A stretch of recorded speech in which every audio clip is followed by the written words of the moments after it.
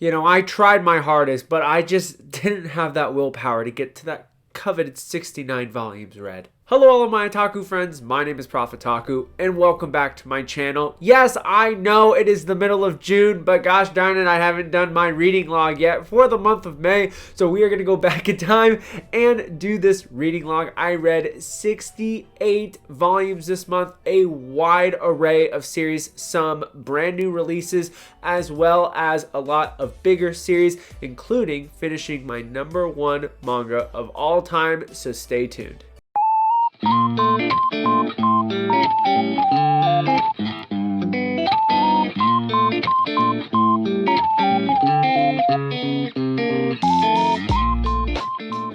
So as always with every reading log, do not worry, there are no spoilers, so let's get started. I first started the month by reading Cromartie High School volumes 1 to 8. And all of you know that I've been piecing this thing together. I have just finished piecing this together, so I decided to go ahead and start reading it.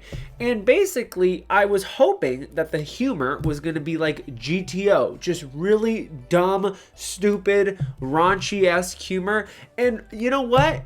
It hit the mark completely. This is a manga that you just cannot take seriously because there is no really overarching storyline. It's just dumb high school boys doing dumb high school things. What I love about this manga are the cast of very unique and different characters.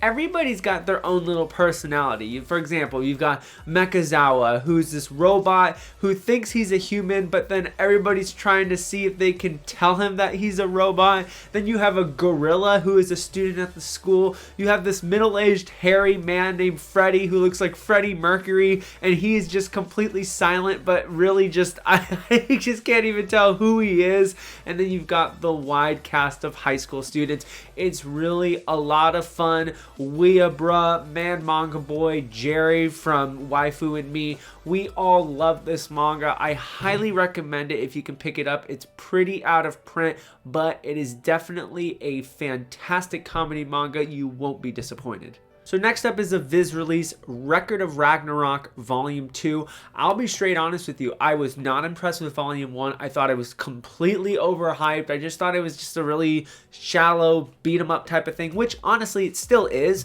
but this volume just did a great job with the battle. We've got Adam versus Zeus, and it was just super well done. We also see the conclusion of the very first battle as well, which I thought was very well executed. It's just a lot more interesting now. We're starting to see a lot more character personalities, which is what you really need for a manga like this. So yes, I am now invested in the series. I will continue to read it, but it's definitely has like a little flame in the back of my head, like this can be dropped at any time. Next up is a series that I have been reading over the last several months. That is Yotsuba Volume 12. I have to stop here because I don't have Volume 13, so I'm waiting for that. Then I can do 13, 14, and 15 to get up to date with the series. This was, I always say this, Yotsuba is fantastic comedy, slice of life, cute girl going through life in her eyes, so it's just really creative. The scenarios are funny, the cast of characters are great. This went into a little camping montage, which was really funny. So if you're looking for a turn your brain off manga, I highly recommend Yotsuba. So next up is a manga that I read and it was on the border, and I ended up selling it because there was just too many problems with it. And that is Wave Listen to Me. I read volumes 2 to 8. This is by the same mangaka who did Blade of the Immortal. So for those of you who don't know what this manga is about, it is about a girl who has just been broken up with. She is in her 30s and she's just kind of going through her quarter life crisis type of thing. So she goes to a bar, she gets drunk, she spews all of her life to this guy at the bar, but the guy is a radio personality, radio director, and it is her starting her own radio show while also trying to rekindle love. Just like Blade of the Immortal, you're going to expect great fantastic artwork and really interesting characters, but there are some very definitive problems in this manga that just really deterred me from enjoying it. First off, the paneling kind of just jumps around between different stories, and it's not like it's segued really beautifully. It's just really abrupt, and it gets really confusing. And then also, I just think the translation just felt weird to me, because there were sentences in there that just didn't make sense. And I know this is just hard to explain without you actually reading it, but I was like, I'm just so confused at what I'm reading right now. Now, this manga will give you a wide array of different scenarios and different arcs, so it is quite interesting, but I just feel like it just kind of has an identity crisis, because it just started as a rom-com. It's labeled as a rom-com, but now, at least by the end of volume 8, there's no rom-com. You know, the manga just really wasn't what I was expecting, to be honest with you. And with the way that my collection is expanding and me needing to downsize the collection, it just didn't seem like a manga that I'm going to reread at the end of this journey. So it had to go. Next up is a light novel series. This is 86 volume 5. This is the start of a 2-volume arc. They're going to a different country, and the expansion of the world in this volume, man, it is just so creatively done, and the different things that they introduce only serve to enhance the creativity and the darkness of what's going on. I absolutely loved what they did in this volume.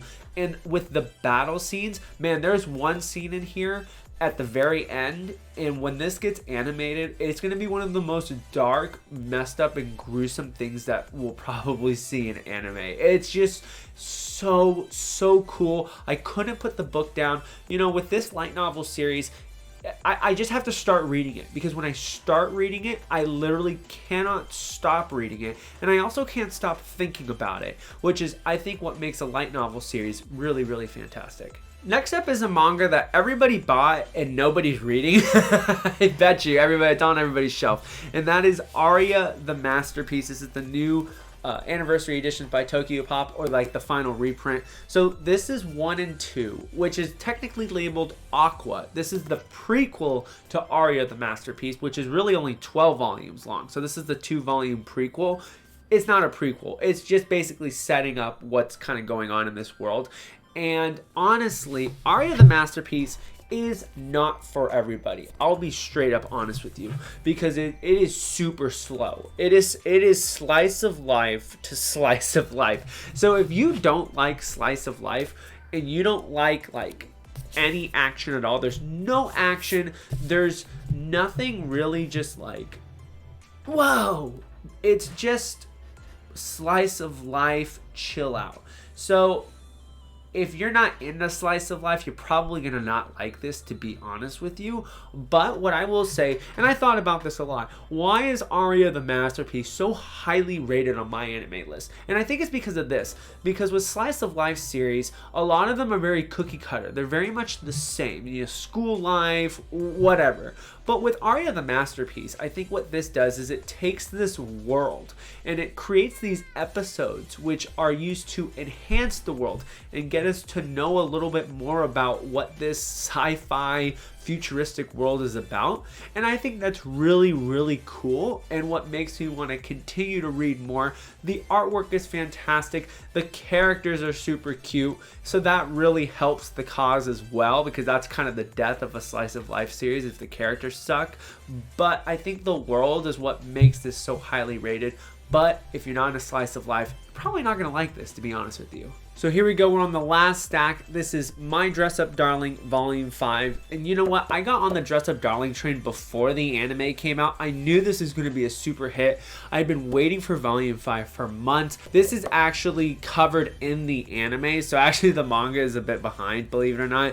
But you know what's really cool about this is that we're getting more daring scenarios between our two main characters, which is great. I like that this is kind of like a 1-volume volume arc. So we kind of get like a nice wrap up story here, which is great because honestly, with these slow releases, I just need something more complete.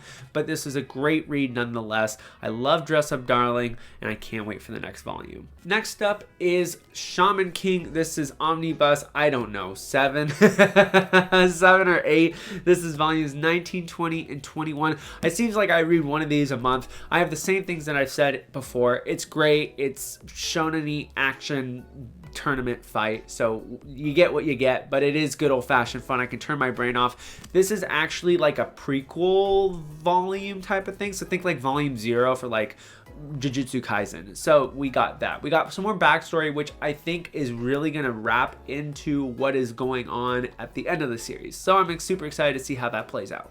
Next up is a manga series that I'll be straight up honest with you in terms of just overall enjoyment. This is the manga that I'm looking forward to the most reading when I get it in, and that is The Masterful Cat is Depressed Again, volumes 3 and 4. If you love cats, you're gonna love this. If you don't like cats, you're gonna like this, because this is just a perfect 4-koma manga about a cat who is taking care of the caregiver. So it's just like a reverse role type of thing, but it is so funny. I think the cat has a fantastic personality. He is so funny. I like that with each volume we get a little bit more backstory into both the cat and the main character girl. So I love this series. I highly recommend you check this one out. Next up is Made in Abyss volume 10. This completes the 6th layer arc, and it seemed like a pretty good ending to the arc, but I'll be honest with you, I straight up forgot what was going on because it was so long between volumes 9 and 10. So I highly recommend you read like volumes 7 to 10 all in one go, so you can just kind of immerse yourself into the 6th layer. But man, let me tell you, it's just so unique. It is so dark, so gritty. I can't wait to see what the 7th layer has in store for us in 2 years. Next up is Blue Giant volumes 9 and 10. I did a full series manga review, no spoilers, on my channel. Highly recommend you check that out if you want to get into this series. I would be curious to see how this manga stacks up with other music manga, so let me know down in the comments if you read anything like that. I definitely like this more than Your Lie in April, to be honest with you, you know, because there's no like romance or anything like that in it, so I think it's just a little bit more about the music. But what I will say is that, you know, the ending was good in my opinion. I know it definitely could be somewhat controversial, but I did like the ending, and I hope that we get to see the other 2 parts of this trilogy of series get released. Alright, next up is a manga series everyone's talking about, and honestly it's getting pretty divisive in the community, which is really interesting, and that is Colorless Volume 1. This is basically like a cyberpunk post-apocalyptic thing about a world where all the humans have changed. There's been some sort of event that happened that changed everybody from human faces to all like demorphed faces, and then you've got this girl who face is normal, or whose body is normal. Then you have this color, which is the source of all power because the whole world has been stripped of color, and so it's basically this battle between organizations and getting the color and using the color for stuff. So, you know, people have been saying like it's just really kind of like super shallow. And yeah, I can see that. This is definitely a more action-based volume. They're just trying to like get things rolling. So I appreciate that. And we also get a little bit of a glimpse into the world itself, which makes me yearn to see more of it. So I hope we get more backstory in later volumes. I definitely will continue to pick this up and give it 2 more volumes at least. Think Dorohedoro with Country Without Humans, but not as good as either of those in my personal opinion. Next up is Skip and Loafer Volume 4. I actually thought Volume 3 was meh, so I'm really glad that we got this volume because it was really great. We see huge development in both the girl and the boy. We get exactly what I was yearning for, which was more backstory of the boy MC, because he's super unique and super interesting. So it's great that we got a lot of him. I love that the girl is just so innocent, but she's such a strong character as well, which is really, really refreshing to see. And I like that we're getting more development in the romance. It was a good wrap up to the school festival arc. So yeah, I am excited to see where this manga keeps going. It continues to impress me, to be honest with you. And last but not least is Island in a Puddle Volume 1. This is by Kei Sanbe. This is the same mangaka who did Erased. And you know what? This is a 5-volume series. It had pretty low ratings on my anime list. And I was like, should I get into it? But I want to just try the first volume. I don't understand the hate behind it, to be honest with you. I thought it was super, super interesting. It's a body swap manga. You've got a boy who takes care of a girl. You have a serial killer kind of bad guy. And an event happens and those two people switch bodies. It's really, really interesting, to be honest with you. The art, you can take it or leave it, but I think right now it definitely is a page turner. I wanted to keep reading this, so I can't wait to see where this series goes. Definitely give it a 1-volume try. If you don't like it, sell it off, but you know what? This definitely is worthy of a 1-volume try. Next up, I read volumes 15 to 41 of Space Brothers on my iPad, and let me tell you, it's my #1 manga of all time. The characters grip me. I love the story. I just love the sci-fi element.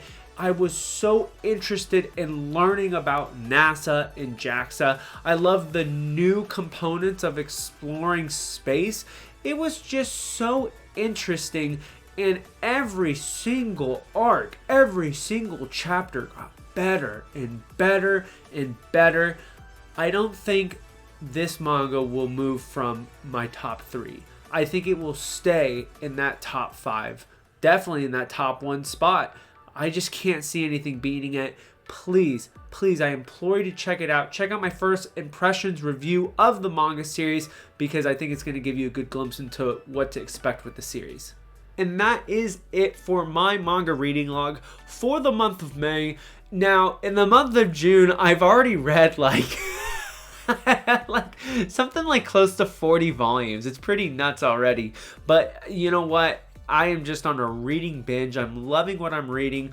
I am planning on doing a manga collection video this week. I swear I'm going to get one out for the 100th video on this channel. I cannot wait to show you guys how the collection has changed. It's going to be a great time. As always, if you enjoy my videos, please hit that like button, tap the subscribe button, hit that notification bell so that you know when more of my videos come out.